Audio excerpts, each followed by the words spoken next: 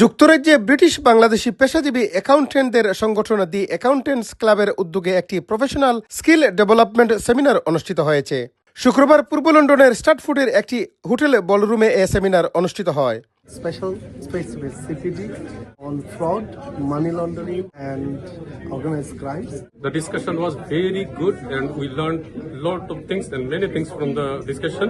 আমাদের ক্লাব গঠনের মূল উদ্দেশ্য ছিল মেম্বারদের স্কিল ডেভেলপমেন্ট করা, ইনক্রিজ করা, এনরিচ করা। আমরা আজকে একটা সেমিনার আয়োজনের মাধ্যমে আমাদের সেই উদ্দেশ্যটাকে অ্যাচিভ করলাম। Wonderful event. So we need to do our continuing professional development.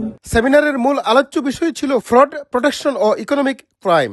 এ অনুষ্ঠানের পৃষ্ঠপোষকতা ও মূল বক্তব্য উপস্থাপন করেন সিটি ল চেম্বার্সের solicitor Hifzur Rahman, criminal defence barrister Nimkha Brown, Lucy Waverley এবং Tom Copeland. Seminar we just raise awareness to how everyone can prevent themselves to unknowingly enter the financial crime, such as accountant is a profession, it's a very vulnerable profession. Whole evening talking about the importance of accountants really understanding the way that financial crime is developing. Which really covered fascinating topics that relate to financial crime. My talk specialised in charity fraud and the growing concern for accountants in that area.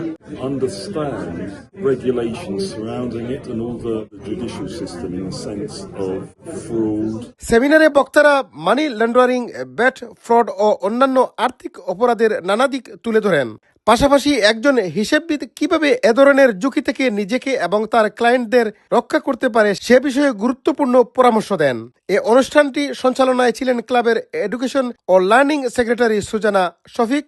পরিশেষে ক্লাবের general secretary Mohammad Enamul Haque খান সমাপনী বক্তব্যে ভবিষ্যতেও এ ধরনের শিক্ষামূলক ও কার্যকরী seminar আয়োজনের প্রতি গুরুত্বারোপ করেন। চৌধুরী মুরাদ, সুরমা টিভি 24।